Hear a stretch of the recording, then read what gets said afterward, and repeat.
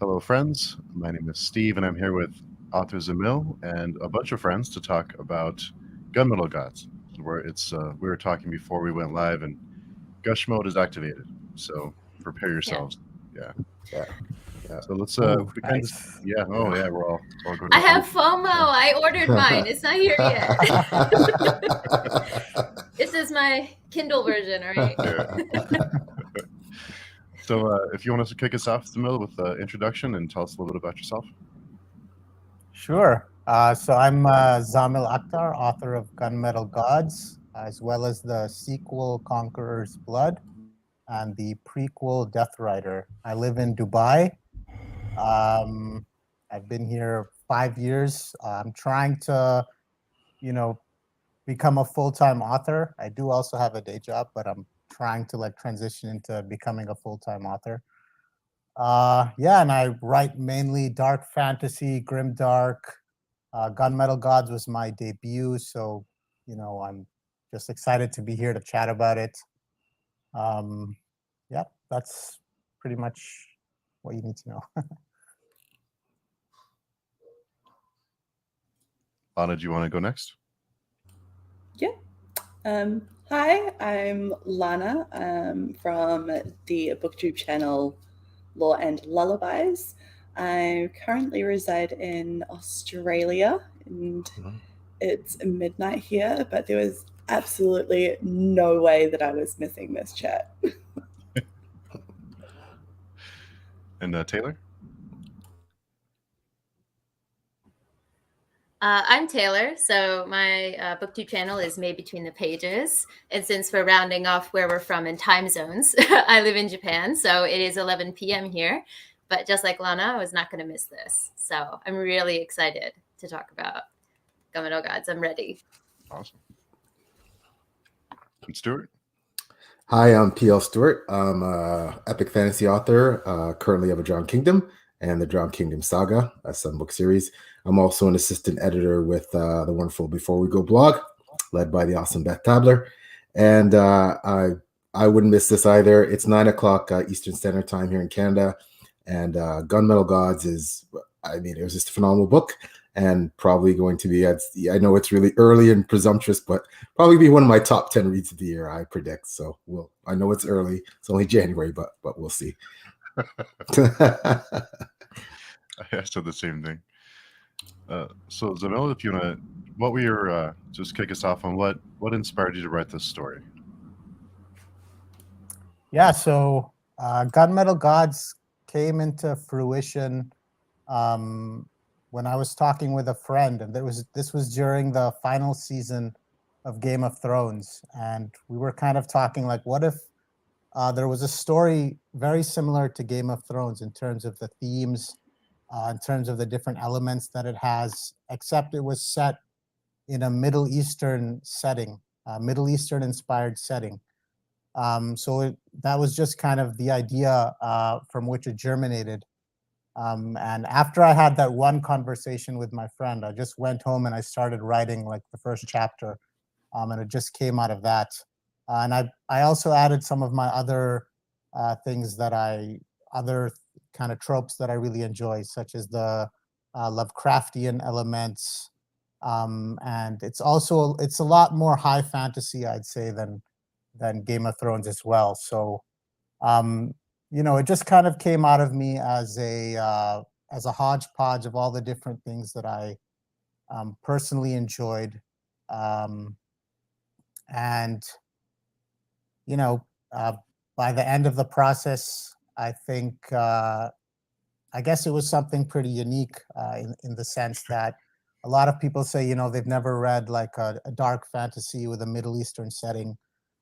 So yeah, that's kind of that was kind of the whole, I guess, premise of Gunmetal Gods.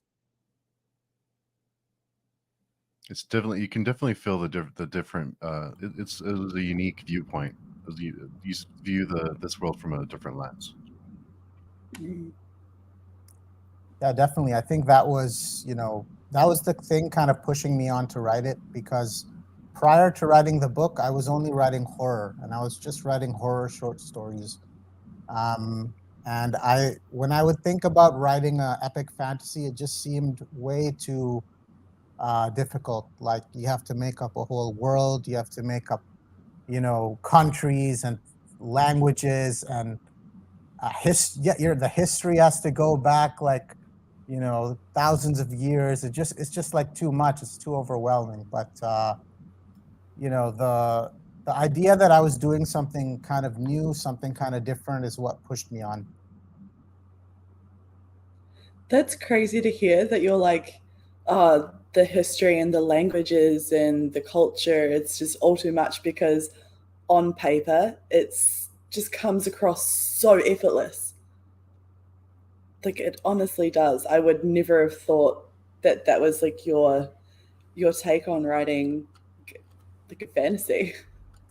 I think definitely when I got into it, I enjoyed it. I enjoyed it a lot more than I thought I would, because it was like, it was an act of creation, and it was also kind of mixing together a lot of my interests and, a lot of the things I personally nerd out about, and kind of remixing those things. So I enjoyed it a lot more than I thought I would, and I'm glad, not now the way I think of writing fantasy. Now it actually doesn't seem, that daunting after writing, a few books. So yeah, I'm glad I took the step, I guess. I actually want to second what Lana just said, that it was really captivating, like the background to it. And I think for me, something that I've always loved, but recently been really into, is like the idea of meddling gods, like gods that just decide that humans are fun to mess with. And this book was so good for that. It was top tier. So I have to say that, like, historical aspect where they, the gods, where they came from, why they do what they do, that was one of my favorite aspects of this whole book. So I don't know, how much of that was difficult to research or how much of that, just flowed easily. But either way, it was a really, really awesome aspect of the book. I ate that up. Yeah, just if I can just add to what Taylor and Lana have said, I don't know. I mean, I'm telling you, Zamil, the effortless way that you wove in the lore and the history and the backstory. Taki's my favorite poet now, even though I've never read him. And it was just for someone like me who world building is a really important aspect to me when I read a novel. It's really critical for fantasy for me, and yours was simply astounding. And I I'm flabbergasted that you're saying that. Oh well, I found it daunting. Well, as the two ladies just said, you certainly didn't look like it. So Yeah, I think writers approach world building in different ways, and a lot of people, they'll sit and they'll just plan everything out and be very meticulous about how the world is. Whereas for me, it was more like, while I was writing the story, these ideas just kind of came to me. And that's kind of how all of Gunmetal Gods went. It wasn't so much something that I planned out meticulously beforehand, because that just seemed way too daunting to me. It just seemed like I'd have to open a Word document and type like 50,000 words just to plan the novel, and it just seemed like no. So and it was kind of new to me to approach writing a book in a not sort of pre-planned way. So I myself was kind of surprised that it turned out the way it did. So yeah, I can't. I guess I can't say more than that, because it was just something that just came out of me. And I wrote the whole first draft in like a month as well. So it was just literally me just sitting there, just like banging on the keyboard for a whole month nonstop, just like I have to get all this stuff down. So that's just how it went. That's awesome. I love that image. I love that. Just get it out while it's fresh, right? Yeah. yeah, it's this And thing do it with later. creatives that it's cliche, but you just feel like you have this thing bursting to get out of you sometimes, and you go on those tears where you just write obsessively and you can't stop. And then sometimes, of course, you're cold and you don't have inspiration. But judging by your work, Zamil, I mean, the fact that you said, okay, you banged out a first draft in a month, like, wow, like I'm wondering if you did a lot of revisions with that, because the finished product is amazing. So I'm not sure how many times you revised it, but I revised it so many times. It felt like the revision process would never end.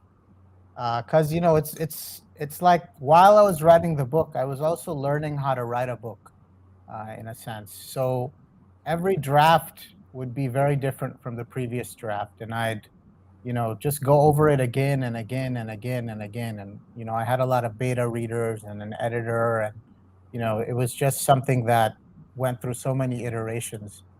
Um, but the final product is still similar to the first draft, in on the macro level, on like the level of the forest, but the specifics, like I think every line of dialogue was rewritten at some point. So it was a long and drawn out revision process for sure.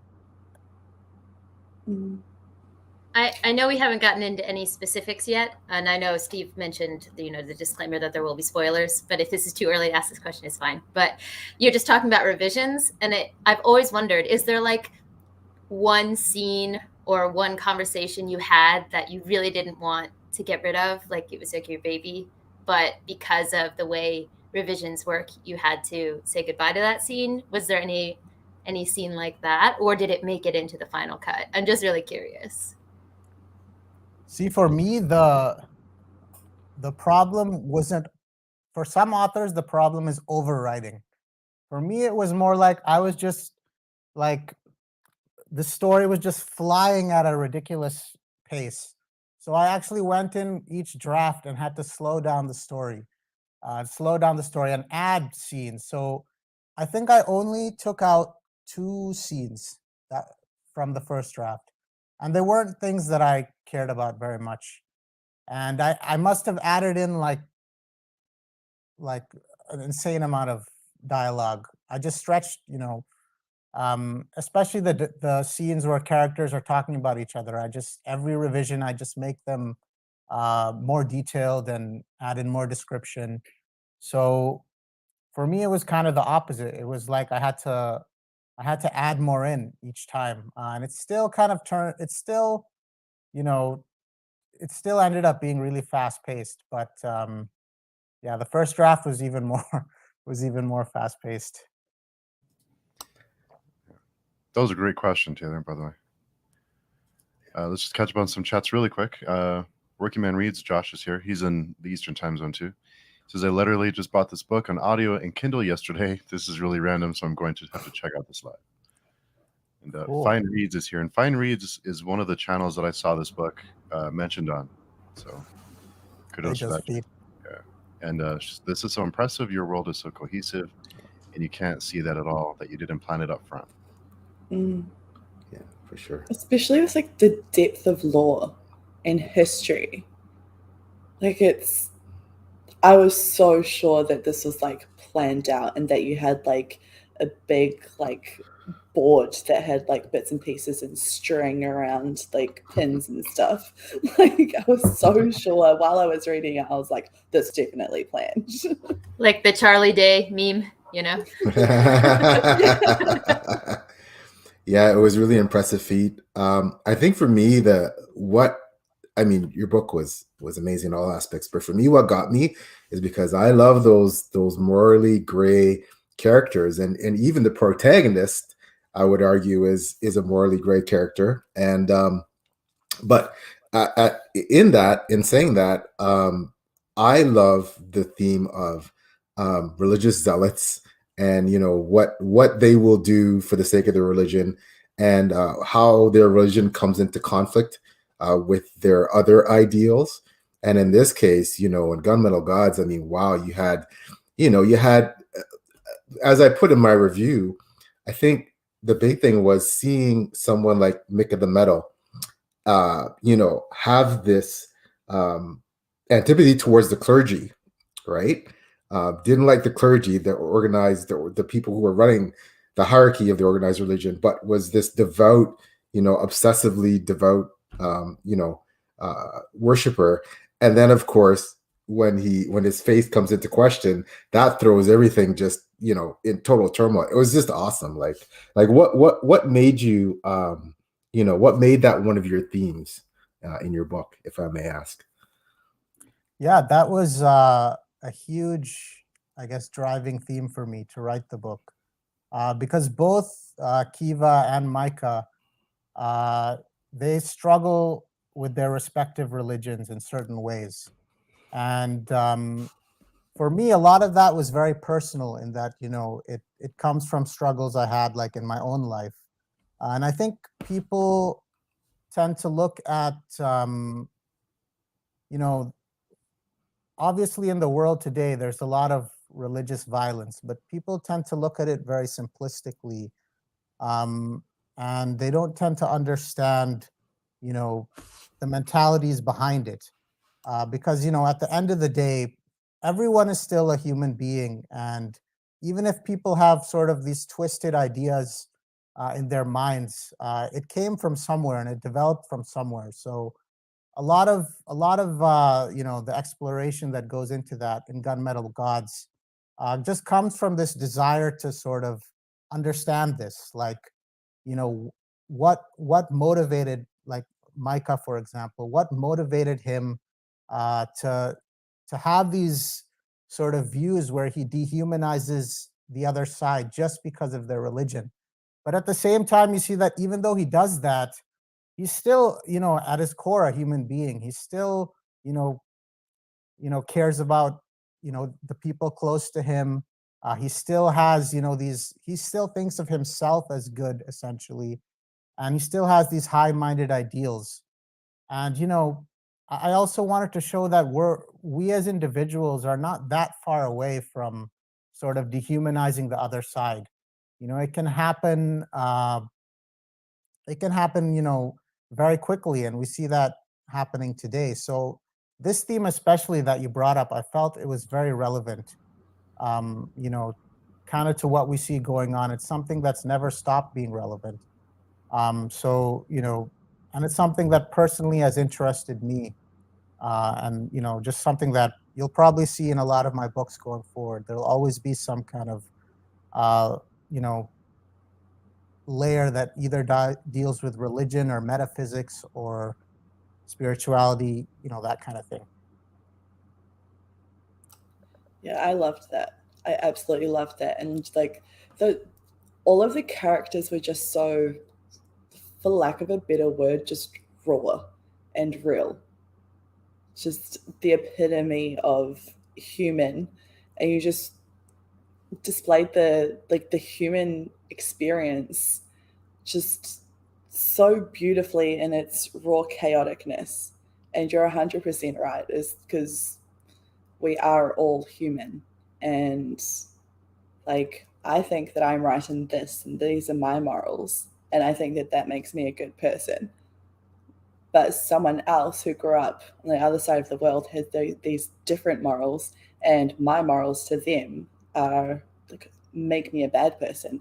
And I sat on that for so long after reading it. I was just like, oh my goodness. And like, yeah, I just had to let that like just seep in. And even now I still think, like, I still have that conversation with myself. Like it's insane. Yeah, thanks for mentioning that, because, like, me personally, I spent the first 12 years of my life growing up in Saudi Arabia, and then I moved to Western Massachusetts. So these two places were obviously very, very, very, very different in more ways than one. So I myself kind of saw how, I was in one environment where people thought completely differently. Um, but people were still, human beings, they just had different ideas. And then I moved to another environment where, again, people had completely different ideas for how you should live, but everyone was still a human being. Everyone still had these commonalities. And this was actually I moved 2 months before September 11. Uh, So I got to see firsthand, how kind of this clash of ideals occurred. And it wasn't, so since that happened at such a young age, I was 12 years old. It's always fascinated me, how how people can see the world so differently, um, and end up on opposite sides, and you know, s- s- still s- still fundamentally be human and be the same. And um, that's kind of why I want to write, is just to show that aspect of people. It's just so amazing that I mean, I write about a lot of the same themes in my work, and it's funny, and I think that's what really I so immediately identified, Zamil, with what you were talking about. And the one thing I want to comment about your books is that, you take the idea of love and what love means, and not just romantic love, but loving your family, loving members of your adopted or assumed family, especially with Keva, because I love the fact that most of the Janissaries they don't know who their biological parents are, they don't know, but they amass this family, you know in in in Kevin's case, he amasses, a father and a daughter, a father who essentially is his trainer, is his sensei, and then a daughter that he adopts. Like, I just wondered as well, like, so we talked about religious aspect, what was it about the love aspect and the family aspect that that inspired you? I assume, again, it was perhaps personal experience, but a lot of the romantic relationships that, like, I feel so bad for Keva. He's just, he took it on the chin in that book in so many ways. And of course, so did Micah. But can you tell us what made you write about love and relationships that way? Sure. Um, so in regard to Keva, he's a Janissary. So the Ottoman Janissaries, they were taken at a young age from their parents when they were like, just like 4 or 5 years old. And they were brought basically into the system where they were trained to be soldiers and also sometimes trained to be bureaucrats. And I think a lot of people know that, but they don't realize, and this is something that I kind of did a lot of research on, um, how those Janissaries kind of uh, created bonds with the people that they grew up with. So their teachers kind of became their fathers, and they would even call them, father. And the people that they grew up with, those were their brothers. So it really was quite literally like a found family situation where, you're taken from your real family and you basically get a whole new family. And it's all in the context, of this system where they're being trained for something, whether warfare or to lead a government or whatnot. So, and with Kiva, I just really wanted to explore that. If I kind of felt like, yeah, if you're taken at a young age from your parents, maybe you could go either way. You could become kind of very closed off, and you might not want to make bonds with anyone else, or you could become someone who really wants to make bonds with other people. So Kiva kind of is the latter, in a sense that he really wants to connect with people, but you know bad things always happen to those people. So it kind of sends him sometimes spiraling down the wrong path. Then there's another character in the book who becomes the Grand Vizier, basically, Ebra. He's also a Janissar, and he went through the same thing where he was taken from his family at a young age. But his approach is totally different. He's doesn't want to form these bonds with people. He just kind of sees people as these pawns that he wants to use to climb higher and higher. So that's a great question that you asked, because that was something that I really was very interested in, just from my own interest in Middle Eastern history, and in Janissaries in particular.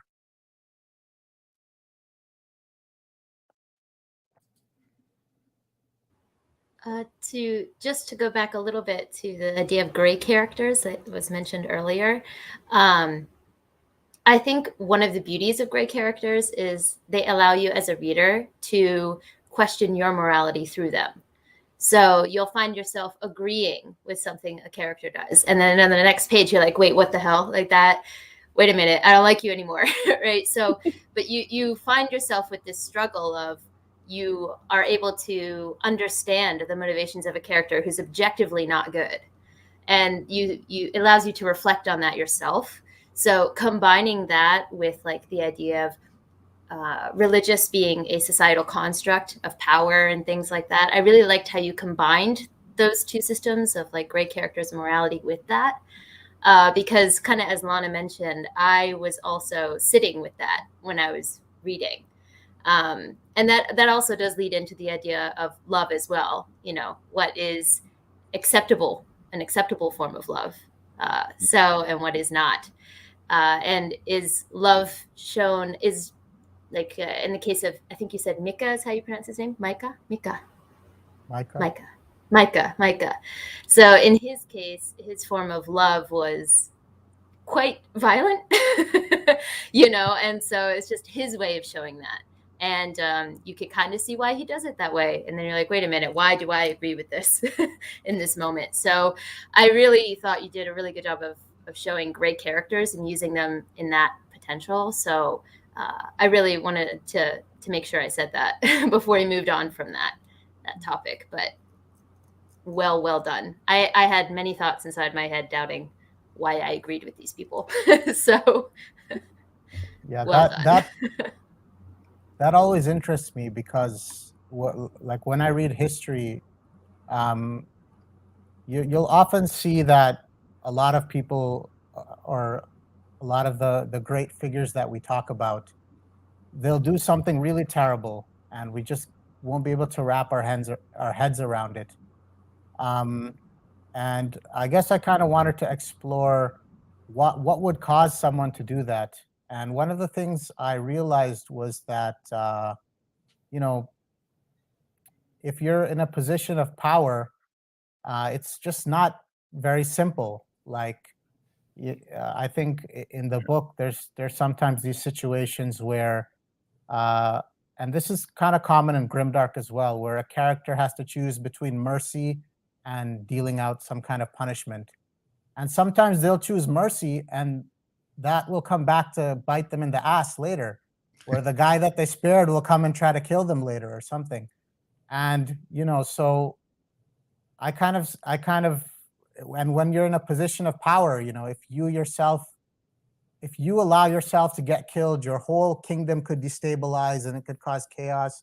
So I kind of really wanted to get into this whole thing where, you know, it's not always clear what the right thing to do is, because there's so many factors you have to weigh. And that's also one of my favorite things about Grimdark, is that it explores that, you know, that whole aspect. So I want to get to Fine Reed's comments really quickly. Yes, the morally gray, and that there is no clear black and white.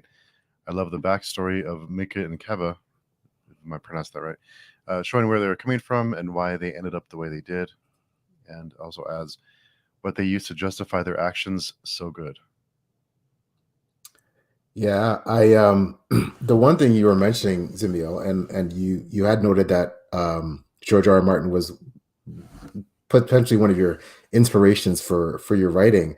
And I wrote this in my review, and I love the fact, one thing you definitely share with George R. R. Martin, besides the talent, is that you have absolutely zero compunction whatsoever about killing off, you know, whoever, right? And that, you know, for me in a book, that is just a hallmark of a great writer, because, you know, when you can make the reader attached to certain characters, and, you know, you're great at drawing these characters and making them so engrossing, and then you get people to care about them one way or another, whether they're morally gray, whether they're outright good, you know, regardless. And then, you know, you take them off the board. Like, that's just so it's such a beautiful emotional shock to the system.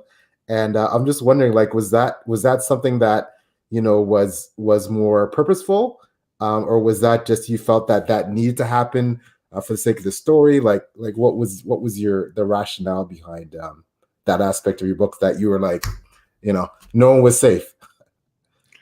Yeah. When you establish that no one is safe, it just increases the tension for the entire story. And so when a character gets into a dangerous situation, you as a reader don't really know if they're going to survive that, or if they're going to come out of it in a, not fully themselves, maybe, or if they're going to survive unscathed. And I think that putting that tension into the story, especially since it's about war, since it's about, this conflict that can't be reconciled, since there are a lot of scenes of where battles take place, putting that in and establishing that early was very important to, driving up the stakes and making sure, there was constant tension throughout. And also it was part of, I guess it was part of growth, or it was part of,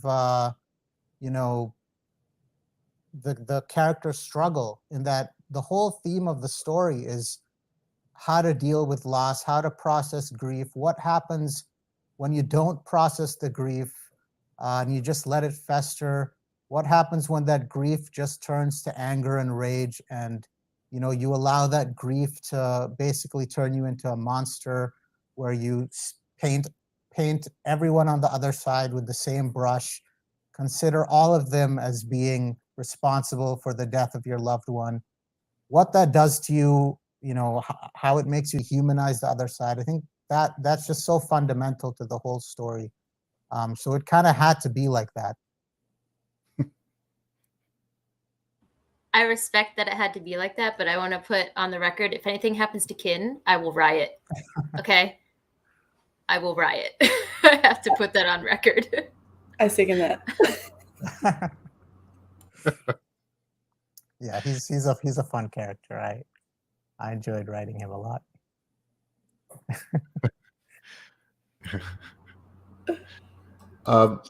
If I can sneak in another quick question here, it takes a lot of skill to have these two major POV characters and weave their story together so seamlessly to that you don't know how they're gonna butt up against each other. You know what's gonna happen, but you don't quite know how.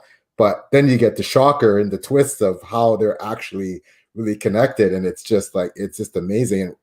And they wind up, meet each other at a very low point, right? Like it's just, how hard was it to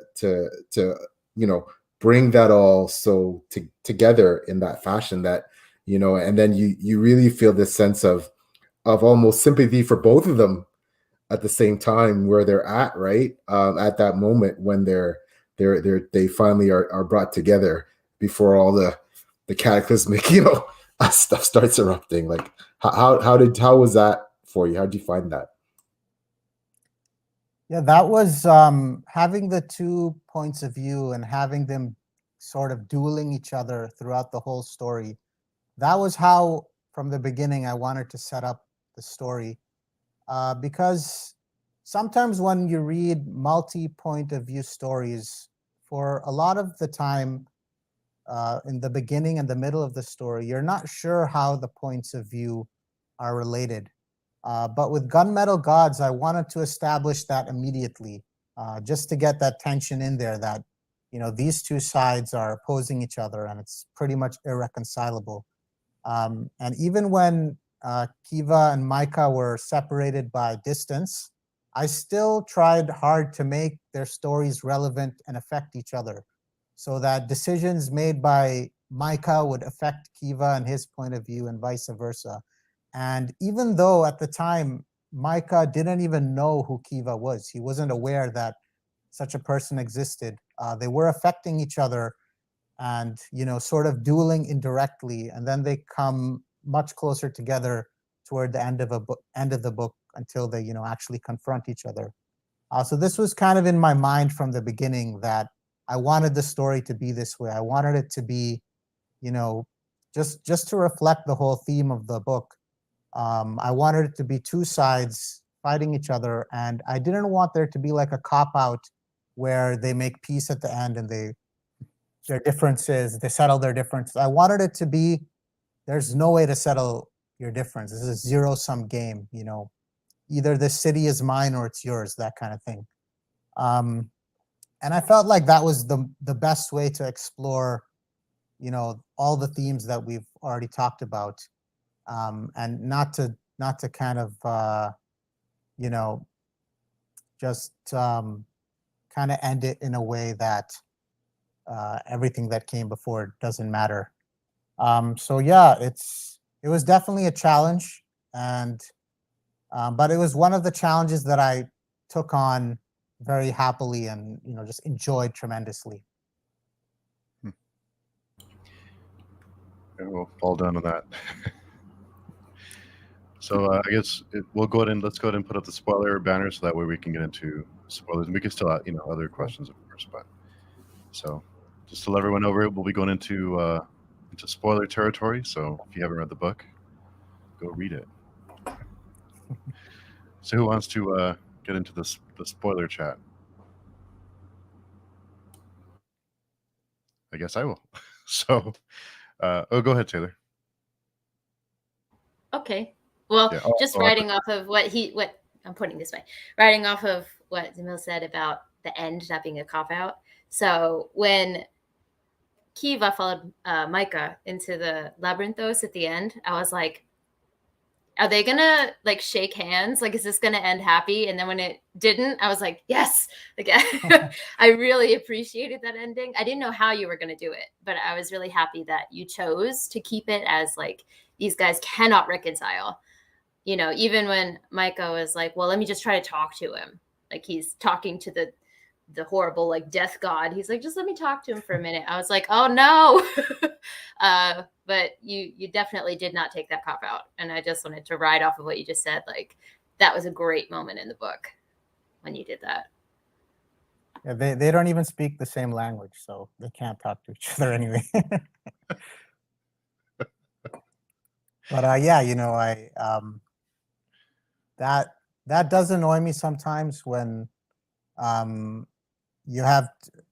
I think a good example of that is the Batman versus Superman movie. I don't know if you guys have seen that, but it's like they marketed it as this epic fight between Batman and Superman, but no, not really. You know, they kind of team up and you know, it just goes in a predictable direction. But so I really wanted to actually write a story where the characters, and you might sympathize with both, you might sympathize with neither, but I wanted them both to not be able to reconcile. Yeah. And Fine Reads has a question. What was your thought process for the Lovecraftian angels and gods and how they fit into the history heavy plot? Yeah, that's a great question. Because I love cosmic horror. You know, I love horror in general, and I wanted, you know, I wanted the story to have these horror elements, and I wanted to put them in the lore as well. So, you know, when you have there was kind of an idea that I had, and it was to think, well, what would happen, or how would people come to grips with the idea that the god that they're worshiping might be evil, might be an entity that you know, is very powerful, but is not well intentioned or is just apathetic toward humanity. And this is something cosmic horror really plays with. So I wanted to put that in there, and I wanted to explore it. You know, and at the same time, you know, the different people in the story, they obviously regard their own gods as being like the best thing ever. But then, you know, obviously this is spoiler free, so I'll just talk freely. but you know, by the end, it's kind of shown that the gods are actually, you know, kind of from this. They have their own history, and they're feuding with each other, and they're using human beings as pawns. And so, you know, the humans themselves are lacking agency in this own conflict, which they themselves think is just between them. And it's kind of something that the gods are there directing in a way. So I think Lovecraft and the whole aesthetic of Lovecraft and all those monsters and all those ideas, and the idea that going closer to these gods can cause madness, and just even looking upon them can cause madness. I think all of that kind of fit very well with this whole idea. And you mentioned about the one thing like that surprised me about was all the twists and turns. Did those come to you? Did you see those coming from far away when as you were writing, or did it just happen spur of the moment? I think one of the big twists is that um, Asher is Kiva's wife, Lunara, and that was something that I planned from the very beginning. Um, and then there's also one of the key twists is that Kiva's daughter and Micah's daughter are the same person. So that's another big twist, and I wanted these twists to sort of show that, yeah, even though Kiva and Micah are on opposite sides and they hate each other, and they don't speak the same language, they actually have affection for the same two people. Um, at the end of the day, so that was something that I did kind of conceive beforehand, and the challenge it was a challenge while I was revising to kind of play with, well, how much should I foreshadow it? How many, hints should I pepper through the story? Um, because some beta readers would see it immediately, and others would just be like completely shocked out of their minds. So, that kind of thing is, I think, a challenge as a writer. How do you foreshadow those things? And then the other twist, which this one I kind of came up with very late, was that the Imperator Heraclius would come back from the dead. So this one, it was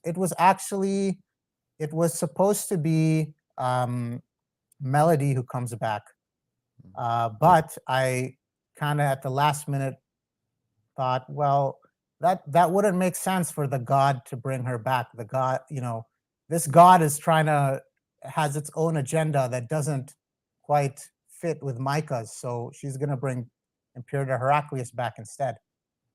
So yeah, it's some of them are planned, some of them just kind of come up, and you try to make them work in the context of the story. Those were awesome, by the way. Those twists were phenomenal. They blew me away. So I just want to quickly ask, because you write grim dark fantasy. I do the same, and I know as a writer, there's always that balance between when you're writing scenes that are violent scenes that are disturbing. You're not trying to glorify or make things gratuitous, but at the same time, it's part of life. It's integral to the story, and you're writing. And for me, I'm telling you, man, like, and it's not that I haven't read more graphic scenes, but when Shah Murad, when his family and when the children get killed, I was like, oh damn, were those scenes difficult to write? I know for me, I kind of, it's like an out of body thing. I write them and I read them, it's like, wow, that was pretty dark. But it's later on that it really hits me. Like, how is it for you writing those kind of scenes? That was a very impactful and very well done scene, by the way. But obviously it hits you right here, right? So yeah.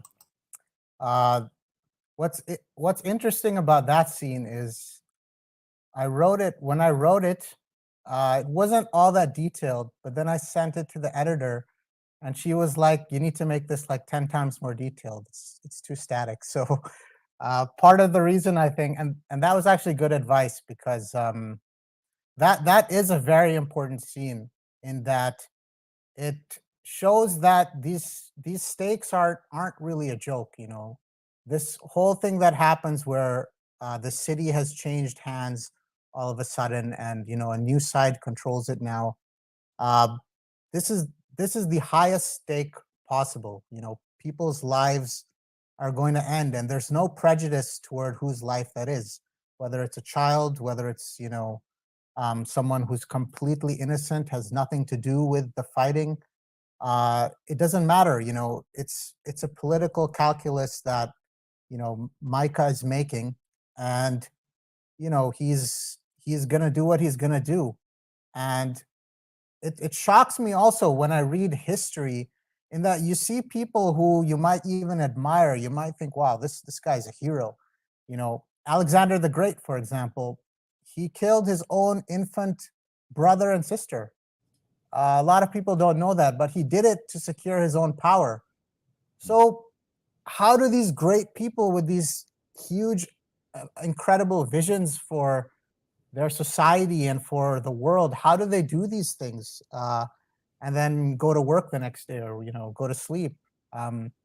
So I really wanted to explore that, and I didn't want to cop out and make it fade to black, and then, oh, this happened while we faded to black. I wanted to show the reader very, very viscerally that this is what happens when there's an outcome in a war. And I wanted to explore that. So I got a lot of flack for it from reviews. And that's I think that's perfectly valid. A lot of people don't want to read that kind of thing. But it is something I had to do for the story to be told. I think it had to be in there. Like, it wasn't pleasant, but like, because it was gut-wrenching. There's like these beautiful innocents being slaughtered, and it hit hard. And I think like I wanted that impact. Like, I like to feel things when I'm reading, and I definitely felt that. I felt quite a few things while I was reading this, but I think that it was, especially with like the going back to the like morally grey characters. Like, there are so many times where, like, especially like with like having lost Melody, like, oh well, then that's not going to happen. Like, surely these innocents won't be slaughtered, but no, yeah, they will. And it just solidified, like, I don't know how to explain it, but it just solidified like the humanness and morally greyness, and yeah. Yeah, to go off of that, I had to take a walk. I actually had to walk it off. So after I read that scene, like with the when the drowning happened, I was like, I need a minute. I need, so but I needed, after getting over the horror of reading that scene, as Lana said, the you realize it needed to be there, because after that you realize, like, well, this guy's gonna do fucking anything, so so I better get ready. So it definitely had the intended impact, that you wanted. And just before, when you mentioned about the plot twists and stuff, and how some of them came earlier and some of them came after, I want to say that for me as a reader, the foreshadowing timing was perfect, because when it's revealed that Lunara is the same person, right? Before that happened, when Kiva started crying, that's when I realized. So it's just a couple pages before, and I was like, no, and then it was just very satisfying to realize right before, and then have the reveal. So the timing worked really well for me as a reader. You nailed that. I'm glad to hear that. Yeah. That's something that I, through all the drafts, I wrestled with it. So I'm glad it worked out for some readers. Sorry, go ahead.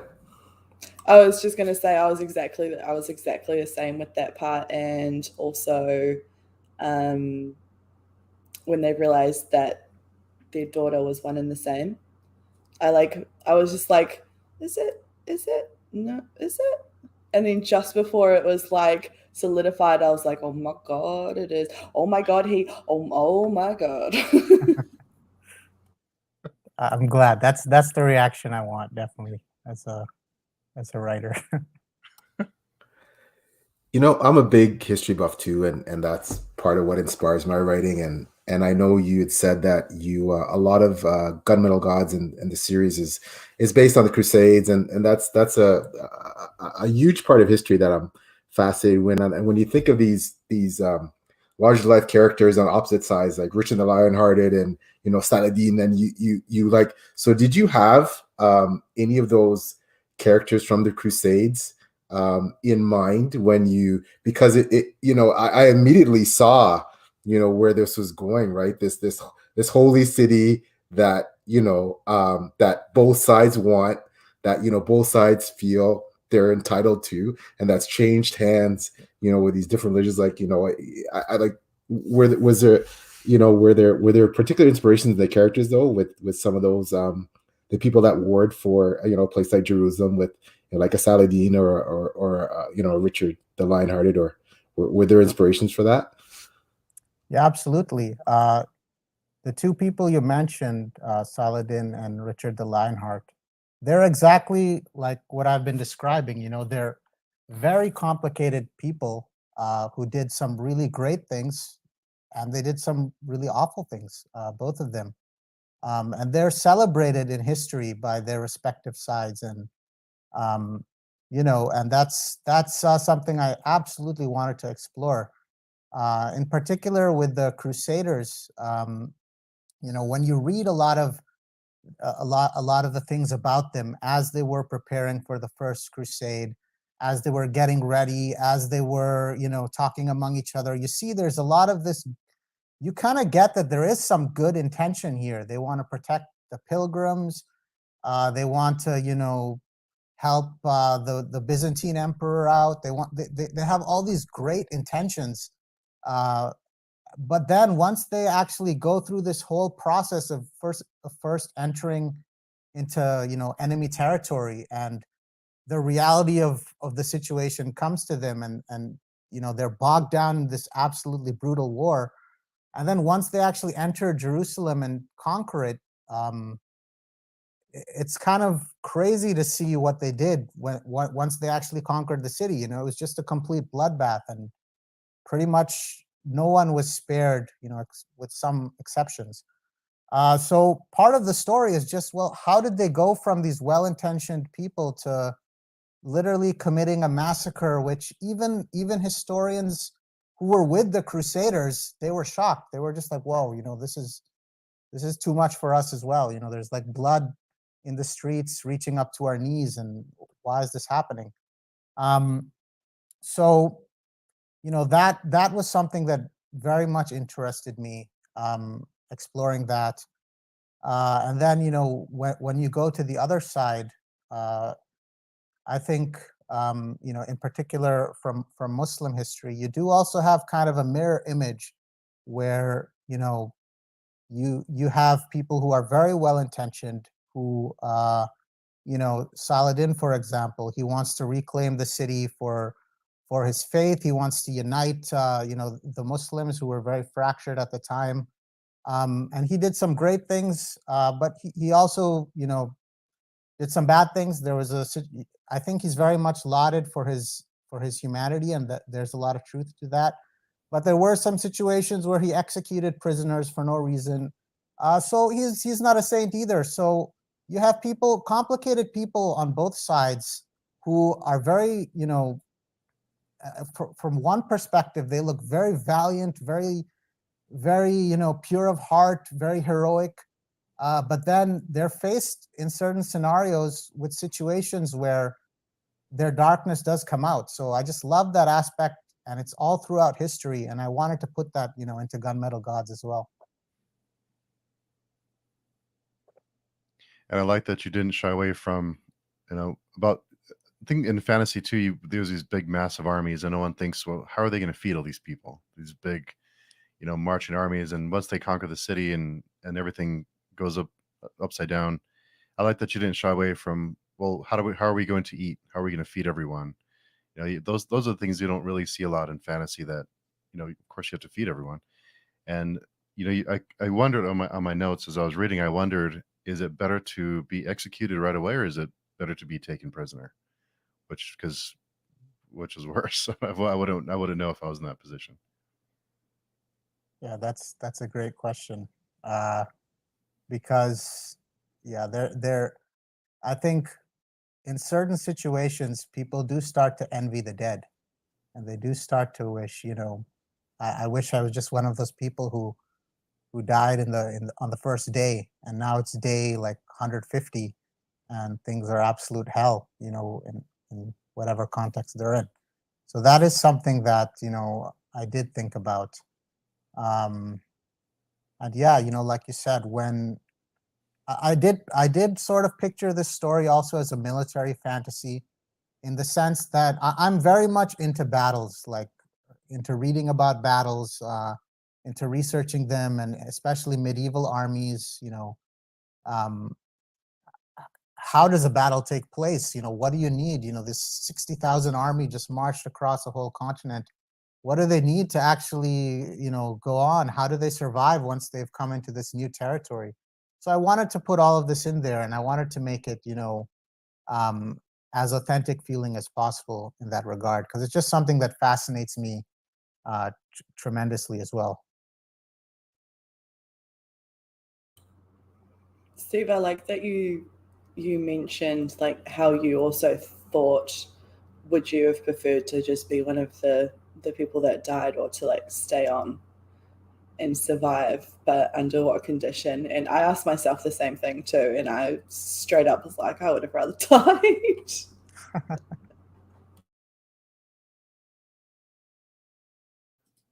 Yeah, when that first wall comes down, let that stone crush me. I'm good. Like I came to the same conclusion. Like, make it quick, make it fast. I'm not trying to stick around. So, when you're faced with the reality, not much of a choice, really there. I think the hardest thing about and what I loved about Gunmetal Gods too was to see how broken the survivors were, and what kind of mental state they were left in. Like Keva just got devastated, right? The Shah, Murat, like these the people who survive, have really dealt with a lot, and you wonder, and I can't wait to get to Conqueror's Blood. You wonder how they're going to pick up the fragments of their damaged psyche and manage to to move on, right? So I loved how I know the people that survived, as we talked about, would you rather die or survive? Well, the people that survive, they may have lived through the actual event, but they're extremely scarred emotionally, right? So that's not easy either. Yeah, that was like when I'm writing, I try to give the characters, that dimension, that psychological dimension, where you don't just brush off like something cataclysmic or something, traumatic that happened. It kind of, you carry it through the whole story, and it kind of becomes a situation where Kiva is just acting out of his traumas, and Micah is acting out of his traumas, and they're just going at each other just based on these things alone, and it's blinding them from understanding each other, even though they kind of went through the same thing. So there's a lot of irony in there as well, but that was definitely very much at the core of why I wrote the book, because it is all about that theme of processing grief, and how if it's not done properly, whether it's as an individual or as a society as well, if it's not done properly, it can just kind of produce this outcome where your whole focus is toward killing your enemy instead of actually moving on in a healthy way. Something I'm really interested to read. Obviously, I'm not telling you what to do with the next book. Can't wait to get to it because it's already finished. But I assume because of where we leave Kiva, how he has to purge himself, I'm really interested to see the contrast between just ignoring all of that, just erasing yourself versus dealing with it and dealing with your trauma. So I think in Gunmetal Gods specifically, this was pretty obvious, not obvious, but it was present with the gods themselves. So I never thought I'd be terrified of a starfish, but here I am, So I really liked the way that you had this like not moral, just amoral creation. Like it wasn't good, it wasn't bad, it was just creation for creation's sake. But the removal of that morality and the suffering via trauma and not having consequences for what you do, you just create and that's it. Seeing that contrasted with people who are really suffering because of things they've created, things they've done, and seeing that both can create a horror in a different way. I really, really liked your exploration of that, and I'm excited to get more of it in the next one because I'm assuming we will. But yeah, that was, it's always tricky when you want to have gods in the story, and because when we think of gods, we think of them in our own through our own lens, like, oh, they must care so much about us. We're their whole focus. It's very human centric. So I wanted this story to kind of be like, well, yeah, the humans think it's human centric, but when you actually encounter any of these gods, it's not, and there's kind of this stark difference in what people believe and what when they actually encounter the god. So yeah, that definitely in book 2 that gets explored a lot more, and in book 2, I won't spoil anything, but that's a big thing, is because now the gods are out of the bag. They're out of the bag. The readers know that they're there, so there is more exploration of that. Yeah, I love the capricious gods, and the other thing I really want to see is because in Gunmetal Gods, revenge is a central theme, right? Revenge drives the characters for a lot of what they do, right? Mika wants to get back the people that took his daughter, and Keva, after Melly is killed, wants to get Mika, and it's so much of it. You wonder, now that the revenge factor for Kev is kind of removed, like the focus of his revenge is kind of, you wonder, like, it's almost like there might be a feeling of emptiness, like what's left now, right? That how does he fill himself back up? He's lost the woman he loved, he's lost so much, right? And but more than that, the target, his focus, the thing that kept him going, the focus of his revenge has also been removed. So what's going to drive him to be motivated, because the Shah's not done with him, right? He's still this heroic. He's a mage. He's a magist. He's still got these powers. Like, he's still very valuable. So, but what's gonna motivate him to go on and do the things he needs to do now that he's lost so much? So that's gonna be interesting to see. Well, that was a challenge for me as a writer, because I wrote Gunmetal Gods to function as a standalone. Because I didn't know I was going to be writing a sequel when I wrote Gunmetal Gods, because it all really depended on whether I'd have the time to do it, whether Gunmetal Gods would succeed, and all these kind of factors. So I kind of wanted to have the book function as a standalone, but have the opportunity to write a second book. So yeah, you pointed out the thing that was the most challenging for me, is that Kiva's motivation is gone by the end of the first book. And he's kind of told by Lot, by the god, just stop having any motivation at all. Just get rid of all your earthly emotions and just focus entirely on, what I want you to do, is taking up this role on my behalf. And that will save you from suffering if you do that, because you will transcend, all your grief, all of this stuff. So Kiva's kind of in an interesting place on that regard. And he's agreed. He said, yeah, okay. He's signed up for this task. Probably he realizes he's had enough as well. So yeah, that was a big challenge in going into book 2. And that's why when you read book 2, you'll be surprised in the early chapters by what's going on. and by the focus as well. But you know, I actually feel like the second book, Conqueror's Blood, is better than the first one, and I think it's the best book I've ever written. Um, so I can't wait for you guys to read it, and you know, it's quite different from the first book. It's the focus is different, but at its heart, it is the sequel to Gunmetal Gods, and it deals with a lot of the same themes, and it continues the story. So, but when you start reading it, it might seem quite jarring. So let me put that warning out. Okay.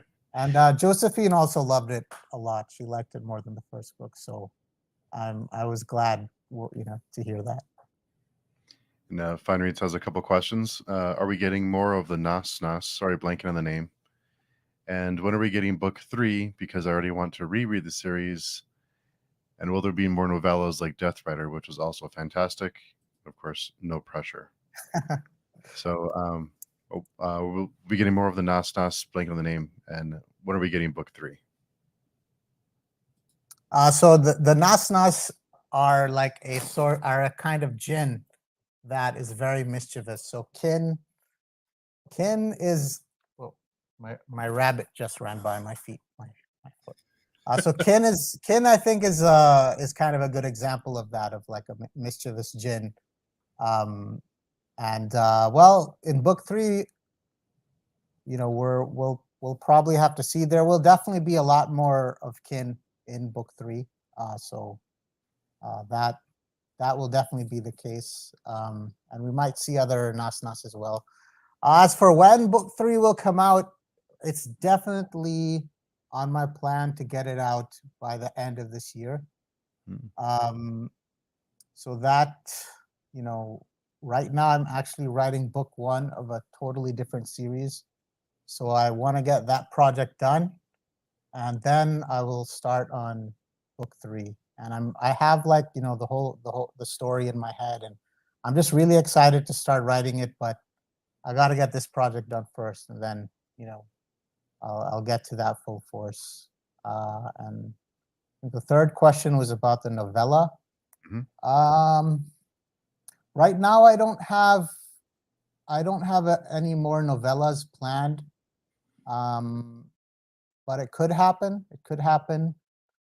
I'll have to see after I finish book 3. But if I do write a novella, I kind of want the novellas to be these self-contained stories that take place in a different part of the world and explore something, very different, and just expand the world. So I would find that a lot of fun. And I think novellas as a writer are kind of like a depressuring, because they're short, and and especially if they're not too connected to the main series, you can have more fun with them. So yeah, that could be something that I do maybe in 2023. Just some feedback on the novella thing. Obviously, you do what you want, but with the big history you've presented us with, I would eat up any novellas talking about like the big battles that were mentioned in Gunmetal Gods.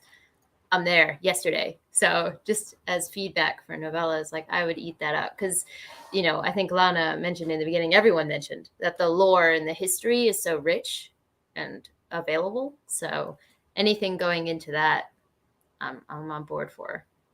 Yeah, Death Rider is actually about a battle that takes place like 15 years before the events of Gunmetal Gods. So that's one of the battles that's mentioned when Kiva, I think it's when Kiva is like rowing his boat, and he's thinking about some battle where he was marching, and they were, chanting songs, and they were just going through, Crucius and conquering towns and stuff. So it's kind of set in that period, and it's set in a specific siege that was going on. So yeah, I would definitely enjoy.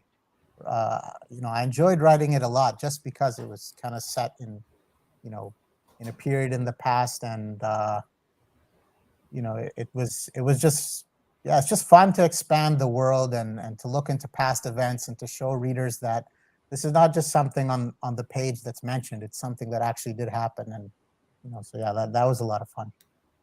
Oh, perfect! I'm even more excited now. I just wanted to quickly say that I said this in my review that overall, man, your book was phenomenal, and it's quite an accomplishment to be a semifinalist in the self-published fantasy blog off, which you were this year in 7. But I know that past years have been tough too. But I think the competition was so the caliber was so high this year. But I honestly believe, I'm not just saying that, in any other year your book would have gone through the finals. I think it was just that good. I've read a lot of Spiffbo stuff, and like, yeah, yours is it's amazing. So hats off to you. Yeah, I mean, it was Spiffbo is pretty awesome for getting discovered. I think you reach a lot of new readers, and it was also pretty cool to win the cover contest pretty early on. So I'm glad Gunmetal Gods got technically I won Spiffbo cover contest. So I could say that. But yeah, it was a really, like, some of the books, even some of the semifinalists are like crazy high quality books. Even books that weren't semifinalists that were out in the first round, crazy high quality books. So it just shows like how self-publishing is coming along, and the standard is maybe higher than traditional publishing at this point. So I was happy to be a part of the whole thing. I just want to say shout out to Lana for letting me know about self-publishing. It was due to, she did a readathon that was specifically about self-publishing, and that's what introduced me to Gunmetal Gods and all of the other self-publishing books I've really fallen in love with. So just need to give credit there. So it's definitely expanding, and with people doing readathons focused on just that, or Steve sharing these these chances to have discussions, it's growing, and it's really cool to see. Really cool. Yeah, I don't think people quite understand how pervasive self-published, especially fantasy, is, and the fact that I think the line between traditional publishing and self-publishing is really becoming very blurred. And I think I know for us in the writing community, we look at each other as authors, right? We're in chat groups, and we're in groups together, and it's self-published authors, traditionally published authors. I think perhaps for a while there was that sense of maybe there was not necessarily with any one person or any group of people, just a bit more elitism maybe in terms of the trad authors being on a different level than the self. I think that stigma is really disappearing though, because of the quality of self-published fantasy, and I don't know, I always talk about this, that I predict that in 10 years I don't know if traditional publishing will still exist in the form that it does exist. I think that predominantly it'll be self-published fantasy, and it'll only be a select group of people that will, ex-presidents, movie stars, or someone with that, if you're Brandon Sanderson, you'll always have a trad contract, right? But for the rest of us, I think even top caliber independent writers, I think self-publishing is going to be what dominates the landscape. I think there's going to be a flip. I think the flip's already happening, but that's just my opinion. Yeah, there are authors like Will White who outsell like all this. Maybe he's in the top 5 of fantasy authors in regard to sales. So he's self-published. So yeah, anything is possible. The sky's the limit, I feel, with self-publishing, which is awesome.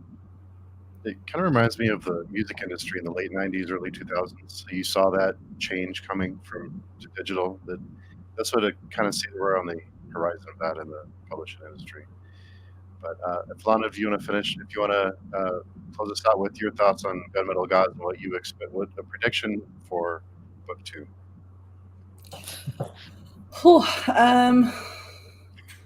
I don't have any predictions. I'm no pressure. Pressure. Figure it out. Like I said in my review of this one, I was just a passenger in the car, like hanging on for dear life, hoping that it didn't explode. And I'm very much looking forward to being a passenger again in the second one. But yeah, no, I absolutely love this, and yeah, I'm so excited for the next one. I'm so glad I have a physical copy, because before I read the second one, I want to annotate. I'm like a little annotator. Before I go though, I did have one question. I'm so sorry, Steve. Go. Where did you get, because there are so many things that I highlighted in my Kindle, like so many quotes. Where was the inspiration for some of these? Like, there are so many things that I want on a t-shirt or on a coffee mug or something. Yeah. Where did the inspiration for these like words of wisdom or just really insightful or impactful like sentences come from? A lot of it is just when I'm sitting there revising and I'm looking at like, I have like I've highlighted like a certain section of the dialogue, and I'm just thinking, well, I need to make this better, and then I just sit there for like 30 minutes and come up with something.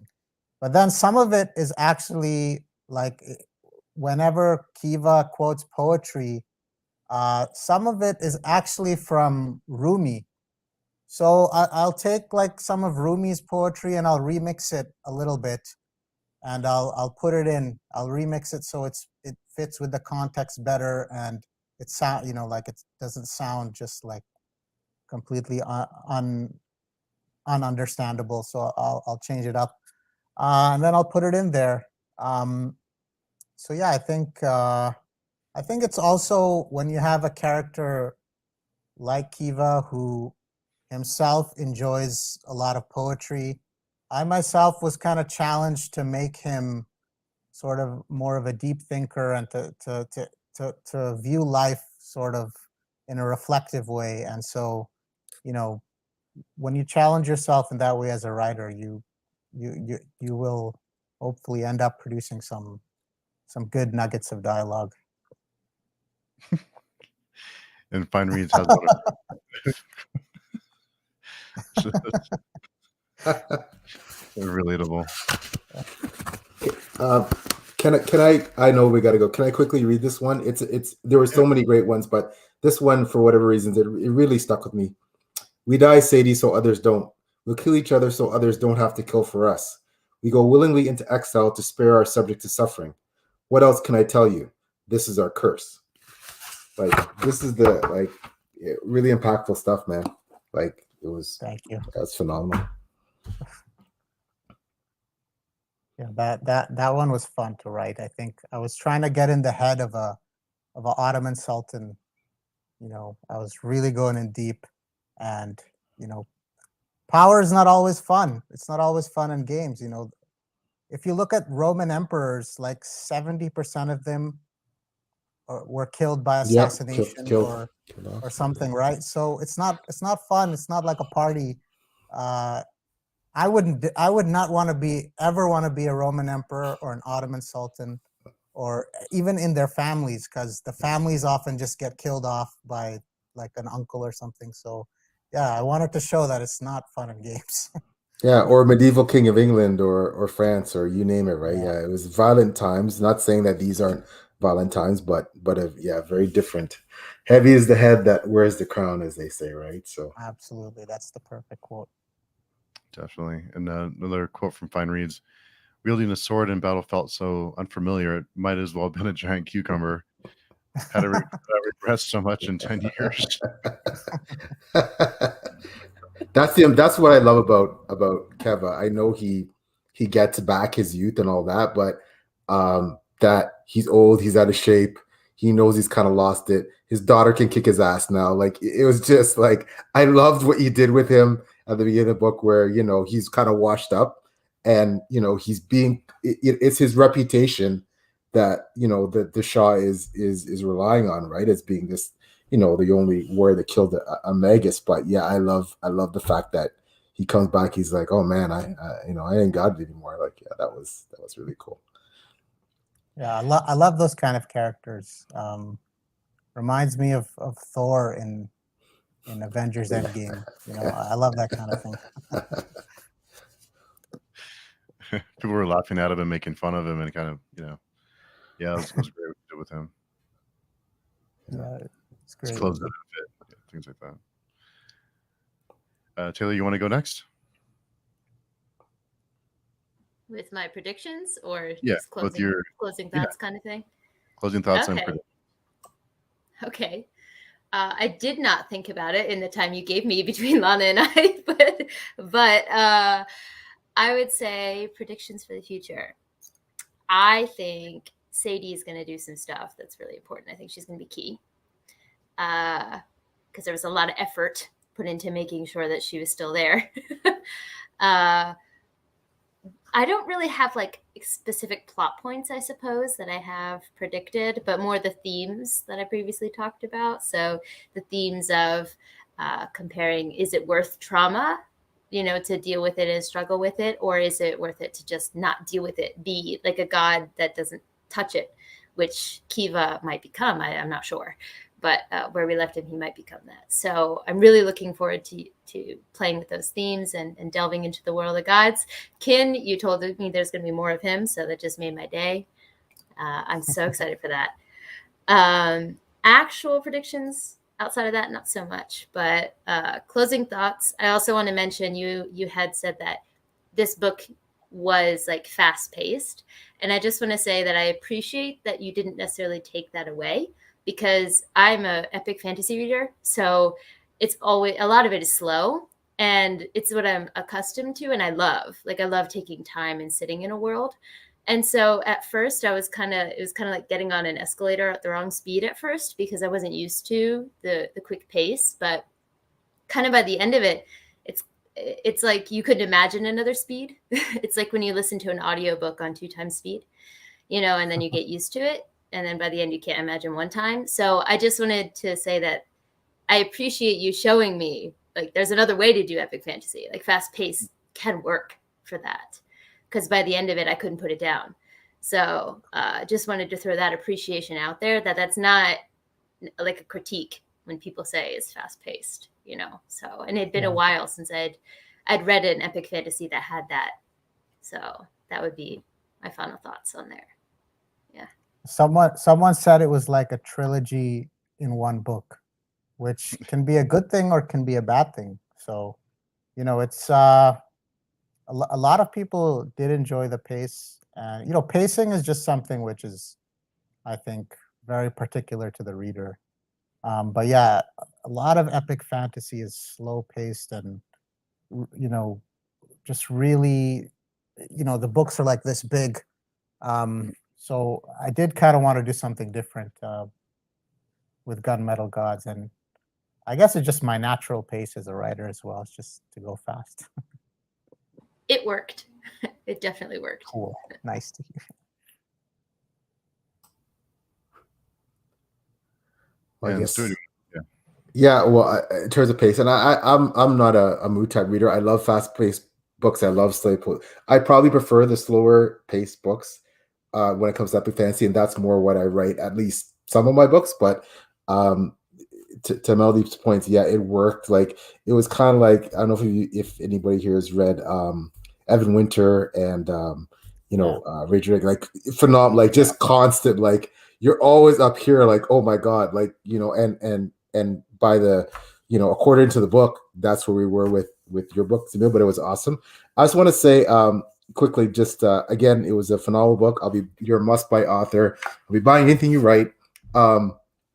I love romance as an element in fantasy. I'm a romance fan too, and I'm also a shipper. So I think now that Kevin's kind of single, maybe him and Nezrin will maybe we'll pick up where they left off, because maybe she'll kind of bring him out of his funk now, because there seemed to be something there.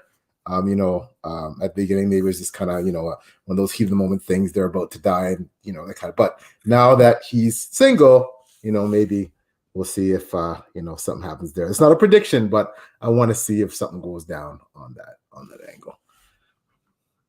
Yeah, I had. It's funny you mentioned Nesrin, because I had like I had all kinds of ideas in my head, like when I was writing the end of Gunmetal Gods, like maybe he should end up with Nesrin in the end, you know. So let's see what happens. All right.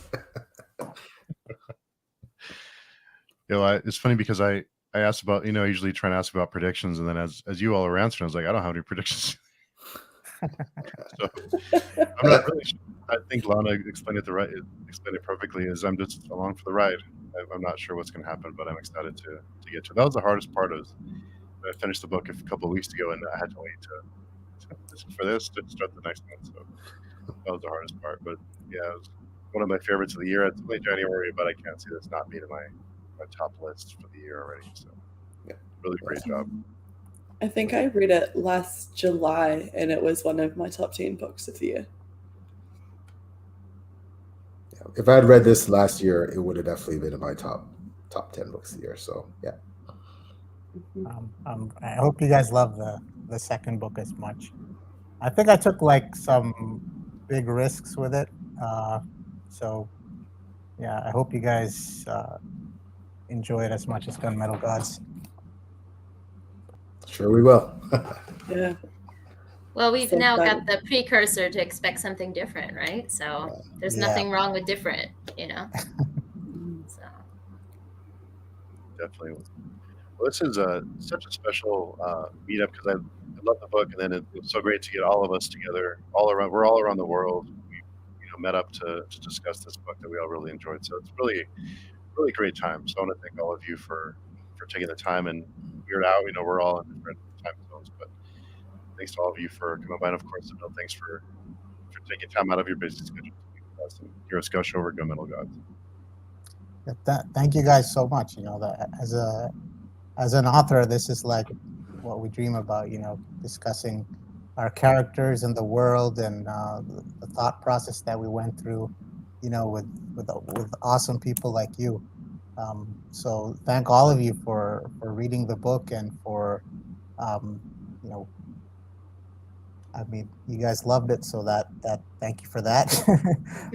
And thanks for coming to chat with me. It's been an absolute pleasure. Thanks for either waking up early or staying up late or just taking time out of your day. Thank you guys so much. It's been amazing. Thank you, Steve, for organizing this whole thing. Yeah. Thanks for having us, Steve. Thank you. Yeah. Yep. Thanks for creating the space that you do to make sure Yes. that Thank there's, you. Yes, an area to talk, because without you, this wouldn't have happened. So major props. exactly. Oh. Yeah, Oh definitely. wow! Thanks for